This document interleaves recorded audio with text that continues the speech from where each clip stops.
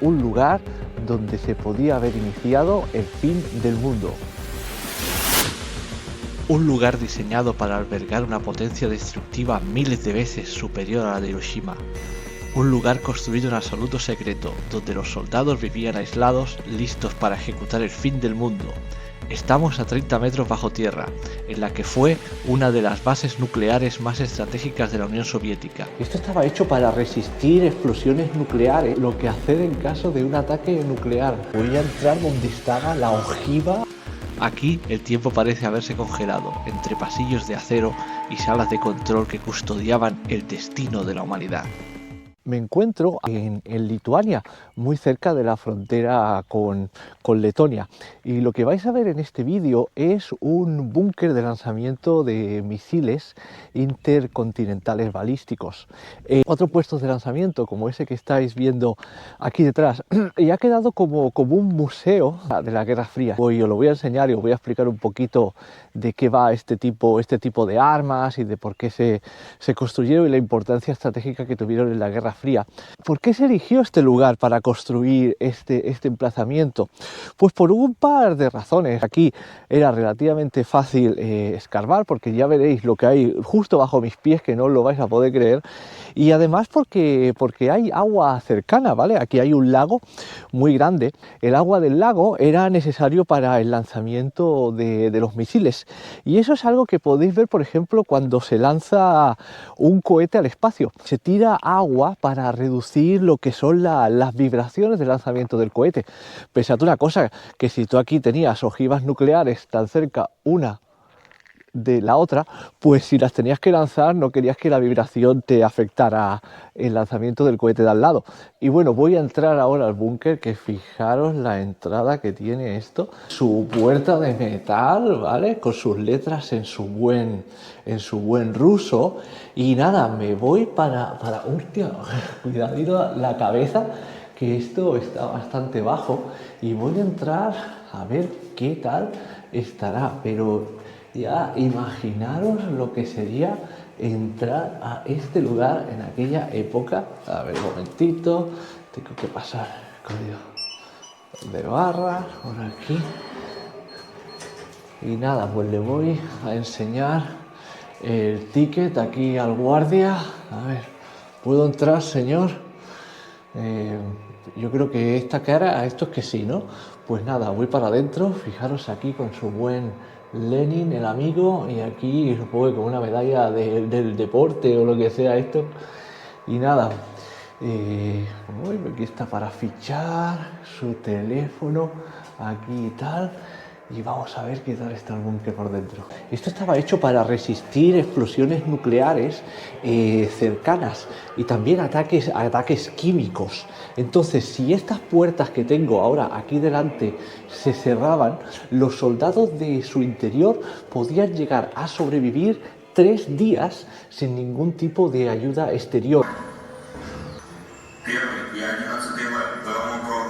¡Wow! ¡Qué pasada pasearse por estos pasillos! Ahora me estoy moviendo desde un silo hasta el silo siguiente bajo tierra. ¡Wow! Con este rack de comunicaciones que tiene esto y estas instrucciones sobre lo que hacer en caso de un ataque nuclear. Fijaros, aquí explota, pues nada, te escondes debajo de una mesa y no hay problema cuando venga la lluvia radiactiva, ¿ves?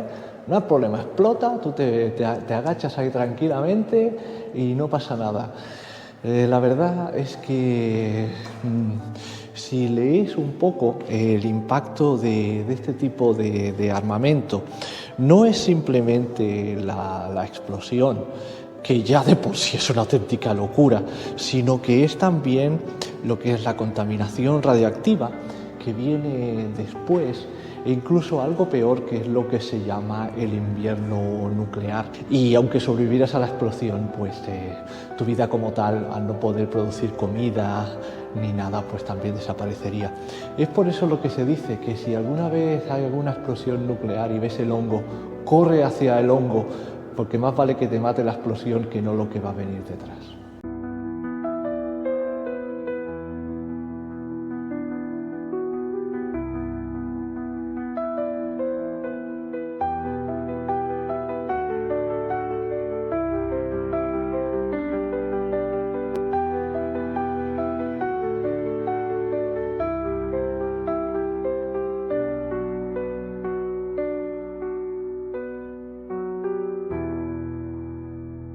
República Soviética de Lituania.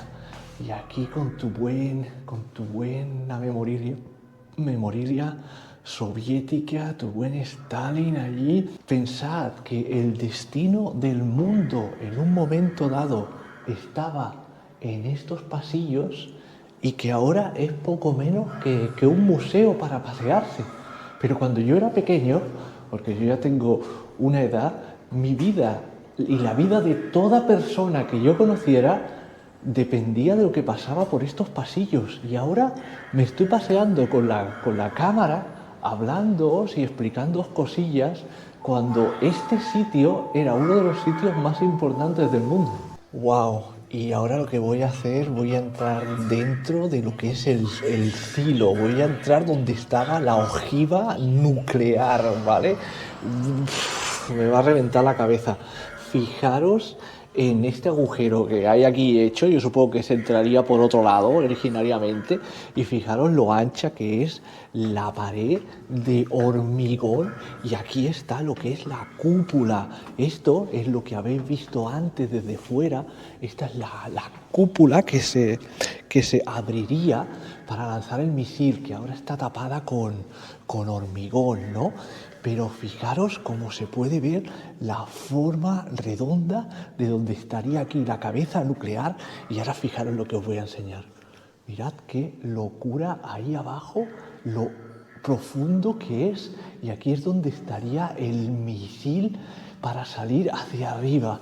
Madre mía, de verdad, es que impresiona pensar dónde estoy ahora mismo. ¡Wow! La disuasión es una ecuación. Lo que tenía uno era proporcional a lo que tenía el otro. ¿Por qué? Por una razón muy sencilla. En un tablero de guerra nuclear, lo más importante no era quién daba el primer golpe, era si el otro tenía capacidad de dar un segundo golpe. Entonces no había interés en lanzar un primer golpe. Tan sencillo como eso. Si el otro es capaz de devolverte de alguna manera el golpe, entonces no vale la pena dar el primer golpe. Y por eso se llegó a estos números tan exagerados de bombas nucleares. Porque ¿qué interés tiene tener 5.000 bombas nucleares por un lado y 6.000 por el otro? Pues muy sencillo. Que si al otro le destruyes el 80% de su arsenal, ese 20% que le quede sea tan brutal que con el segundo golpe te destruya a ti y entonces evites lanzar el primer golpe. Y es con esta lógica totalmente enfermiza que, lo creáis o no, el mundo se salvó del apocalipsis. Si os estáis preguntando qué pasó con el arsenal lituano después de la Guerra Fría, el arsenal fue totalmente desmantelado y hoy día Lituania pues no es potencia nuclear. Realmente fue muy interesante lo que pasó con estos arsenales nucleares, en especial lo que pasó con el arsenal ucraniano. Pensad que en Ucrania había muchísimas bombas nucleares, se devolvieron a Rusia con una condición, y era que se mantuviera la unidad territorial de Ucrania. Esa condición fue firmada en un tratado por 3 actores muy relevantes. Uno fue Rusia, otro fue el Reino Unido y otro fue Estados Unidos. Así que eso, en cierta manera, explica por qué esos 2 países, el Reino Unido y Estados Unidos, han estado tan involucrados en la reciente guerra de Ucrania. Tal vez os estéis preguntando, ¿cuántos países tienen armas nucleares a día de hoy? Pues os lo voy a decir. A día de hoy tienen armas nucleares Estados Unidos, Rusia, China, la Gran Bretaña, Francia, India y Pakistán. Y 2 más. Esos 2 más son, por un lado, Corea del Norte y por otro, aunque no oficialmente, Israel. Entonces, ¿os pensabais que eran más? ¿Os pensabais que eran menos? ¿Os ha sorprendido algún país de la lista que no sabíais que tuviera armas nucleares? En fin, ponedme en los comentarios aquí abajo. Una cosita muy curiosa es que Sudáfrica es el único país del mundo que llegó a tener armas nucleares y voluntariamente las desmanteló, y ahora ya no tiene. La estrategia nuclear se compone de lo que se llama la triada nuclear, ¿vale? Es decir, 3 capacidades de lanzamiento nuclear. Uno de ellos es el que estáis viendo aquí, que es el lanzamiento desde suelo, desde silos nucleares, ¿vale? Estos hay un mogollón de ellos esparcidos por todo lo que es Rusia, por todo lo que es Estados Unidos, hay un montón. Eso es solo una parte de la tríada nuclear. La segunda parte de la tríada nuclear es el aire, que es la capacidad de tener bombarderos nucleares capaces de lanzar este tipo de bombas sobrevolando un país, que son los famosos B-52 que oíamos de las películas. Ya os digo que a día de hoy son bastante más rápidos y bastante más avanzados. Y la tercera pierna de la tríada nuclear son los submarinos nucleares, y eso os lo puedo asegurar es la parte más temida de toda la tríada nuclear. ¿Por qué? Porque son prácticamente ilocalizables. Localizar un submarino nuclear es básicamente imposible.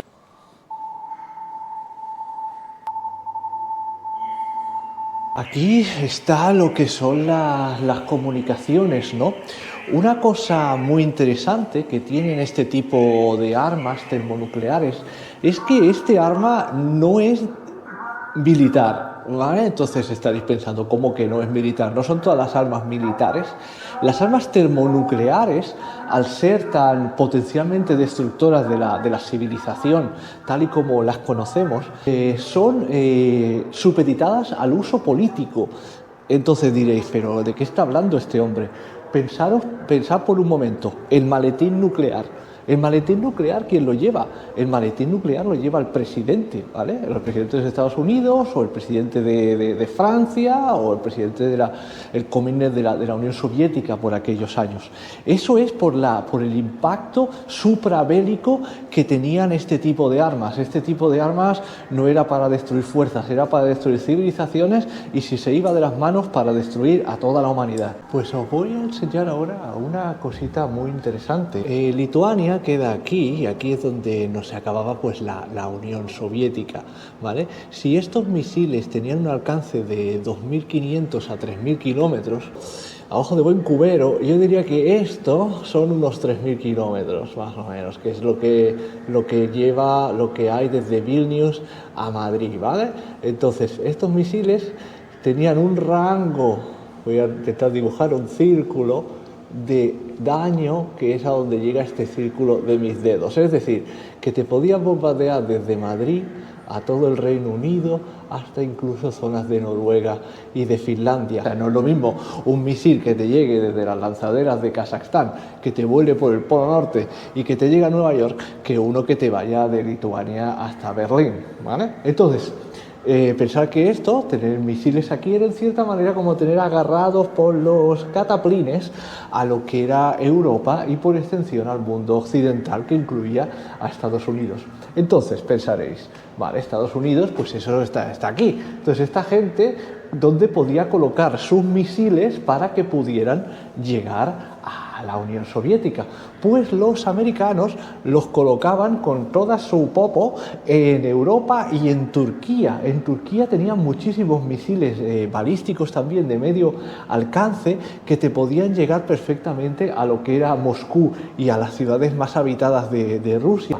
Entonces diréis, bueno, espérate un momento, o sea que los americanos podían tener misiles balísticos tan cerca de Rusia, mientras que Rusia, a fin de cuentas, solo los podía tener cerca de Europa. Eso es un poco injusto, ¿no? Uno podía bombardear la Unión Soviética y el otro no podía bombardear Estados Unidos.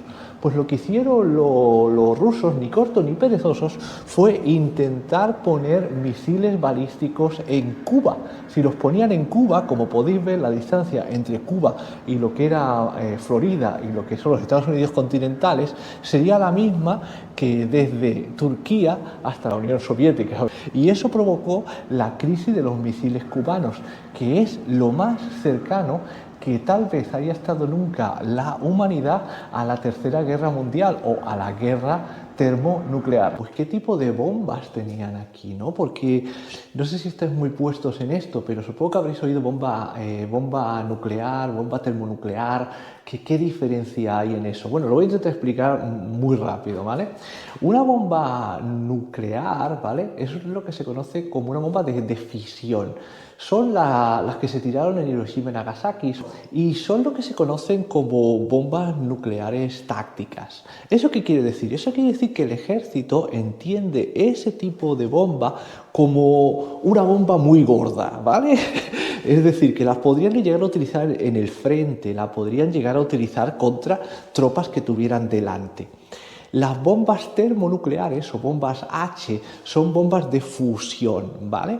Ese tipo de bombas son cientos e incluso miles de veces más fuertes que las bombas atómicas y jamás han sido utilizadas en combate. Son básicamente destructoras de armas de destrucción masiva, por decirlo de alguna manera. Entonces, lo que tenían aquí eran misiles balísticos intercontinentales. Esos tipos de misiles balísticos te llegan muy lejos. Estos tenían un alcance medio, es decir, alrededor de unos 3.000 kilómetros, y esos misiles estaban hechos para la destrucción masiva de ciudades. Aquí está pues donde ellos pues dormían, aquí con sus camas y tal, con sus libros, y aquí el soldado a la espera, porque una cosa que os podríais preguntar es, bueno, ¿y esta gente cómo narices trabajaba? ¿Esto estaba cerrado, y si le llamaban tenían que estar preparados para entrar y lanzar el misil?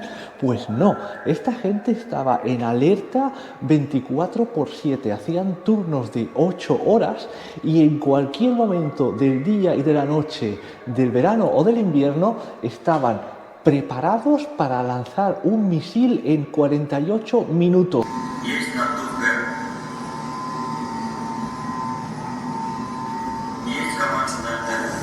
Aquí es donde está el silo que os he enseñado antes, con lo que es la cubierta. Ahora las cubiertas están tapadas con hormigón.